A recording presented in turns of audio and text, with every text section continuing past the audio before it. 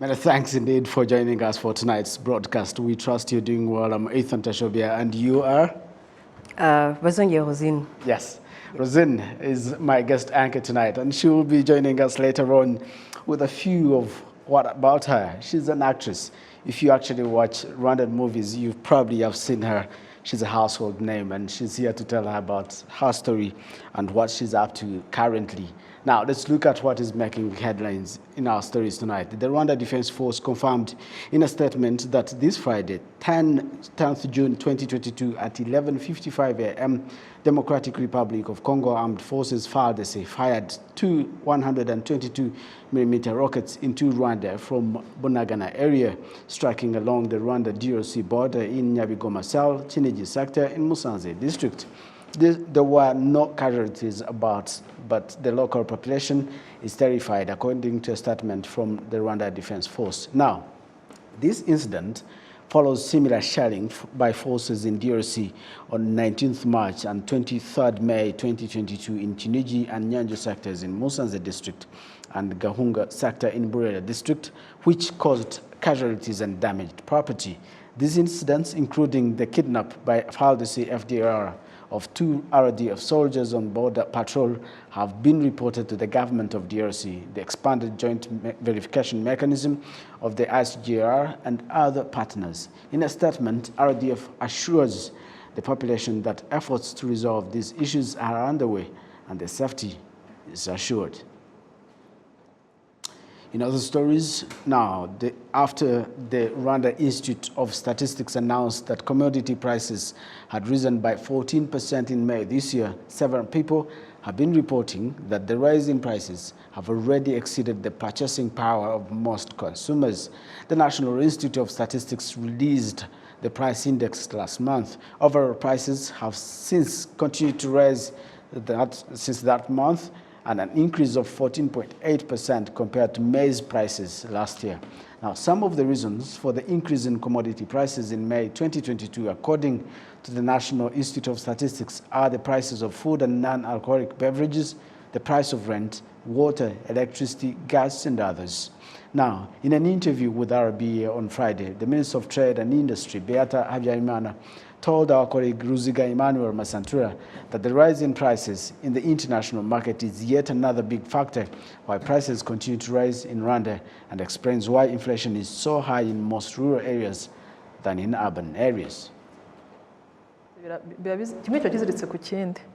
One thing is tied to the other. When diesel prices increase, overall food prices as well as transport follow suit. Measures have been taken and the government has made financial contributions to keep the basics at an affordable price. Agricultural products are prioritized because without them the chain is broken. One of the challenges that should be worked on is non-inclusivity. We've talked about it with the private sector and they've been urged to share information. Some people take advantage of the ongoing economic situation to inflate prices unreasonably, and residents of rural areas pay accordingly, which in our books counts as overpricing. What we need to do is sensitize masses of the commodities that have been affected by the new global price index such that they don't get treated.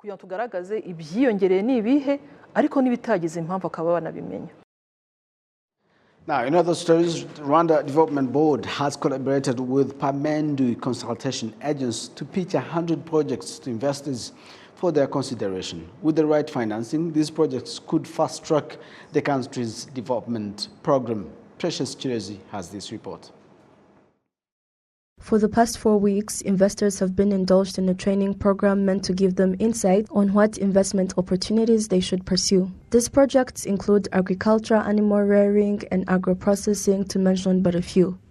And they have taken us through their own experience in Malaysia and in other developed economies, the path they have gone through to get to increase their GDP in a short time and measurable time. So it's been a fantastic experience. The last 4 weeks we've been here. We've learned how to drive projects.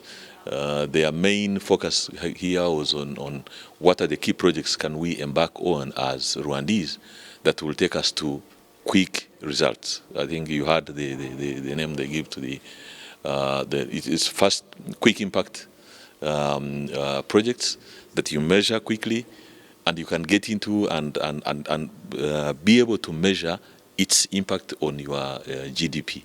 I believe the projects here that have the most opportunities are especially in agribusiness. Since we do have a deficiency in trades here, we import more than we export, so it is a priority for Rwanda to be able to export more than we import. And since we have a lot of land, we have a great climate, it's really easy here for horticultural products to grow. I believe this is the best opportunity for Rwanda. RDB Executive Director Claire Akamanzi says that for the country to meet its development targets, different things must be done to yield different outcomes in reference to the goals the country intends to achieve, which will be realized in 2077 should the action being taken to meet them be consistent. So today we started, we concluded a 4-week process with a company called Pemandu to accelerate Vision 2050 and Vision 2035 progress. And we had 2 main types of interventions. One, to identify projects that are not being implemented optimally and how can we make the most out of them. If they're operating at 30-50% of the project is delaying to start, what can we do to implement quickly so that we can have faster impact? And then the second one was identifying new projects that we don't have yet in the country. How do we do pipes, for example, for construction, glass for construction, insects as a source of protein, both for animal feeds and human beings, and many others. And how do we address challenges in affordable housing, in infrastructure and energy? We believe that if these projects are done, we will be able to achieve the goals we have in 2035 and 2029 because we saw that there's potential to unlock up to 2.9 trillion of investments in GDP. Approximately 100 projects have been presented to investors for consideration and will help the country meet its desired goals between 2035 and 2050 should they receive the funding they seek. These projects were looked upon by Pemandu Consultancy, and their vice president emphasized that they will follow up on implementation of projects. We really need to prioritize that will achieve the biggest impact in the shortest time possible. So that BFR, Big Fast Result methodology, is applied to select the sectors that will help catalyze that GDP growth that we want to see. Therefore, in this program, we have selected 3 main sectors, which is the manufacturing, agriculture, and infrastructure sectors. And within those sectors, we analyze what projects are ready to go. And that's called making the most of the projects that are existing here, and we can drive and solution it to make sure that they are realized. Then the second part is looking at new opportunities to bring more investments to come in. And the third part is looking at breaking new ground. What are the first in Rwanda, the first in Africa, the first in the world that we can drive based on the potential that we have seen. So far we have looked at a list of from 1,000 projects, and we prioritized them. We looked at the due diligence, we looked at the numbers, we looked at the feasibility, we looked at the quantum, the job creation and the investments, and we are now focusing on about 30 to 50 projects that will have to be realized in this first year. The projects have been funded by Rwanda private sector-led transformation program and are expected to contribute $2.9 trillion to the country's GDP. Precious Chilezi, RTV News. Brilliant story, Precious Chilezi. Now, according to Legal Aid Forum, RAF, 96% of the population do not contest the determined value of their land and property. The Rwanda Land Management and Use Authority urges residents to be aware of the provisions of the law relating to valuation of land to be able to protect their interests when needed. Olivinete reports. According to the assessment of practices of expropriation in the public interest and their impact on land rights in Rwanda that covered all provinces of the country and the city of Kigali, it was revealed that the Eastern Province has a high percentage of 44% on practices of expropriation. Bonaventure Munyabugingo, a member of Board of Directors at the Institute of Real Property Valuers in Rwanda, notes that every resident has a right to contest the determined value. For the last 4 years, valuation for residents who are in the first category of Ubudehe social classification is free of charge. The law of expropriation indicates that expropriation for public interest is allowed, but when the landowner is not pleased with the valuation, the provisions of the law allows counter-valuation. The importance of counter-valuation is that it helps the residents to be satisfied by the determined value and also to assist a resident so that they can face justice. The executive director of the Legal Aid Forum, Andrew Kananga, notes that there are still a number of issues in the valuation process that needs to be addressed. Abaturage bamwe na bamwe bagiye bavuga ko abagena agaciro bagiye basaba akantu kugira ngo Some landowners claim that land valuers ask for bribes. Land valuers are responsible for valuing a property, and it is understandable that they can willingly do a proper report or even do a wrong valuation based on their interests, and based on this, the residents may get proper compensations or not based on what they do. In a research done in 2015, it was revealed that some land valuers ask for bribes. The issue needs to be addressed. Professional yagenya agaciro nibyo bigomba kwishyurwa. Ako kantu rero nako kakosorwa. Nishimwe Marie Grace, the head of Land Administration Department at the Rwanda Land Management and Use Authority, notes that sensitization is needed to ensure that every citizen is aware of the provisions of the law and therefore assist them in case of need. Umuturage cyambere no kumenya yuko afite uburenganzira bwo gukora gusubirisha migena agaciro. First and foremost, residents needs to know that they have a right to valuation. And what we do is work with the civil society organizations to raise awareness about their rights. The first thing to do is to take into account the provisions of the law because it looks closely on both sides, either on the reason of expropriation as well as the benefits of the residents. When this is done appropriately, it is beneficial to both sides. The research also revealed that 97% of the affected landowners who contested the valuation saw an increase in value of their land and property, while only 3% of those who contested didn't find an increase in value of their land and property. Olive Nete, RTV News. Thank you, Olive. Now, Avega Agaozo has launched a project to increase efforts in the prevention of sexual violence through health services. The Avega Agaozo Community Project aims to strengthen the fight and prevention against sexual violence through the launch of tailored health services. Doctors said that the way they were providing services before was revised after being trained because they are now able to follow up on the victims and refer them to entities that can help them get justice. Isabel Masozera has more. Doctors and administrators of health centers who are in charge of the project say that the way they used to assist patients before was different from the way they're doing it currently. And this was because before, when patients came to the health centers, they were not able to follow up and find out the root cause of the problem. Before, when patients came, we mainly focused as doctors on treating the physical wounds and the injuries without following up the cause. Sometimes even patients had a recurring history. Other times it was a new scenario, but we were not curious. But after the training, we learned how to investigate the situation. Before, we would see the wounds, we would call the ambulances, but we never bothered to find out the root cause. Avega Agahoza Country Director Mukabayire Valerie says the project is going to strengthen the efforts in the health sectors in identifying the victims and referring them to the institutions that can help them get justice.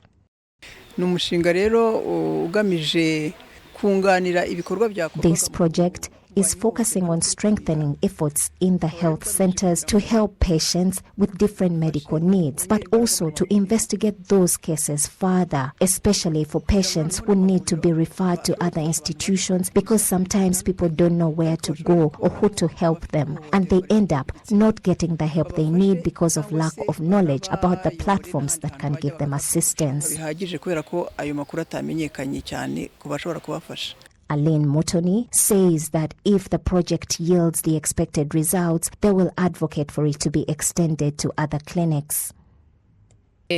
Hamwe n'izindi programme nazo iyo zitanze umusaruro Working together with other programs, we can achieve a lot. I can't say that this project alone can solve the problem, but we can achieve so much when different stakeholders and programs work together to see the desired results. And when we achieve the outcome we want, we will advocate to make sure that this project can be spread countrywide. The scope of where it started is very small, but this can impact more people in the country. The project, which aims to strengthen the fight against and prevention of sexual violence through the launch of the tailored health services, is being implemented in collaboration with Avega Agahoza with the support of the Rwanda Governance Board, and it is scheduled to be launched in 3 Avega clinics, including Ntarama and Rwamagana, which are open to the public, and Remera Health Center, where consultants are available also to other various clinics. Welcome back. Glad you're still watching RwandaTV News. I'm Rosine Bazongele, your guest anchor of tonight.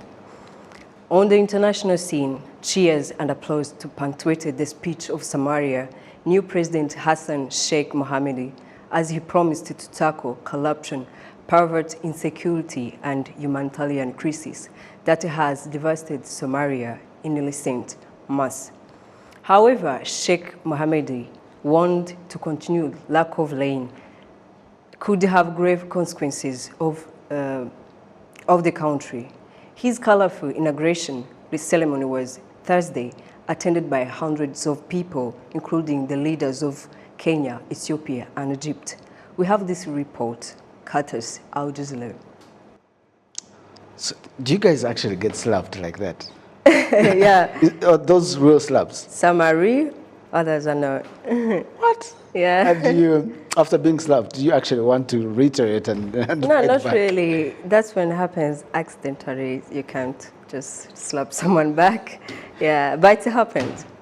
Yeah. Hi, ladies and gentlemen, those who are joining us, we are joined by Rosine Bazongere. Is that the right pronunciation of your name, actually? Bazongere. Bazongere. Yes. Inga. What is that? Yeah, maybe. No, I mean, she's a household name. She has been into the film and acting industry, however you call it. Cinematography industry, I don't know the word. Yeah. But yeah, that's it. And you've seen her in so many of the Rwandan movies. And that one is called? Seatmate? Yeah, at least, of course, yeah. We've seen her on CityMate, on RwandaTV, and so many others that you've seen her acting. She's such a superstar, this one. In the movie industry, these are the names that we want to talk about. Rosine, you're actually the first person from the movie industry to be my guest anchor on RwandaTV. So thank you so much. That's good. Thank you so much for joining us. Thanks for inviting. And thank you for accepting to sit in my seat. I hope it was good for you. It was really good, a bit hard. I hope people enjoy. Yeah, they'll be nice. Okay. And they will enjoy it. And yeah. I really hope they will enjoy it. You did great. So besides being an actress, what else do people actually do not know about you? Apart from being an actress, I'm a mother. Oh, you are? I'm a mother. I have a beautiful son called Prince. Being with him and spending some time with him has inspired me to create Her Friends program. It's Her Friends is a family of young mothers that got unwanted pregnancies. So I brought them together so we can be there for each other, help each other. Yep, and yeah, something not everyone can do who have never been there, who have no experience of that. So when I'm not in acting, I'm being a mother, probably with my Her Friends ladies. Yeah. Interesting. You actually look very young. Maybe I could be wrong. How old is your son? He's 7. 7? Yes. And you like, do you want us to go talk about that? How, anyways, but you look young, really. I do, but I'm not. You're not? I'm not. You're not. Prince should be very proud of you as a mother. I hope he is already. Super stuff. So what was your childhood like growing up? How did you even at some point envision being an actress or doing what you're doing? Was good. My parents was good, did their best. Yeah, still now, until I lost my dad in 2010. Yeah. Actually, after 3 years, that's when I got my son. I got a bit challenging challenges in my childhood, but yeah, now I can say I got experience and it wasn't bad, but it was a routine, you know. Do you want to share a bit of your challenges? Are you comfortable with that? Okay, yeah. Like I said, I lost my dad in 2010. sorry about That was very young. Sorry. I was going in senior one. How old were you then? I was 15. So at 18, you got your son? Yes, 3 years later. 3 years later, that's when I got my son. And, you know, like I lost my dad, then that all happened, a bit challenges at school. You know, we just left with mommy. I was young, and my young brother was also still young. Yeah, you know, it was a bit a lot for mommy and for us too. So, and a bit after, yeah, some challenges comes in. I don't want to go deep, but yeah, after then getting my son, I was also still young. Yeah. I also needed, you know, I was still young to need parents to be around. So, and I brought the baby again. So wasn't easy at all. Yeah. But yeah, it was good. It was good. Yeah. Your mom was very supportive. Yeah, was supportive. Yeah. Yeah, he didn't give up on me. Yeah, she didn't. Yeah, she so didn't. yeah. Yeah. But I mean, looking back at the challenges you've gone through, I'm so sure you're proud of how you've come through them. Yeah, I am. And yes, it wasn't easy that time. Yeah. But I can say you learn a lot in that life. Yeah, being a young mother, it's something not easy at all. But you learn a lot, and when you grow up and having also responsibilities, it's good to having responsibilities on young age. Okay, it's not just on young age, but you grow up mature somehow, very getting things well. Yeah, and being strong. Grow up real fast. Yeah. Yeah. I can imagine. So, but you know, how did you end up into acting now? Let's talk about what you're doing. How did you end up into acting? It's something I loved. When was that? I think I thought of going in acting. 2004, 12, 13 there. Yeah. That's when I thought about it. By that time, I wasn't in Rwanda, I was in Uganda. Then I said I want to be a superstar in my country. I don't know, but I felt that I will be a superstar. I don't know. I wanted to do this here and represent my country. Be just a superstar here. Yeah. I just felt like that. And you've done that, especially in the movie industry. I'm so still trying. You're doing great. So I after having my baby, I come back, you know, and I started from zero. Like it was a bit far again from my dreams, the dreams I had, but. When I came back to working in Kigali, I met different friends, I met different people. I told them about my dream of being an actress. And my sister cousin, the one connected me with her friend, was an actress. We met, we talked. I told her, hey, I like it, I love it, I want to do it. And she connected me with a producer called Apollinaire. One thing led to another. Yes. And then, yeah. And I was casted. Here I am. I was casted in a good movie called Nyange. Yeah. And then City Maid. Many people watch our TV. I think they know already City Maid. They know me. Are you still with the City Maid? Yeah. Since 2016. Even up to now? Mm-hmm. You're still acting in City Maid? Mm-hmm. I need to start watching City Maid.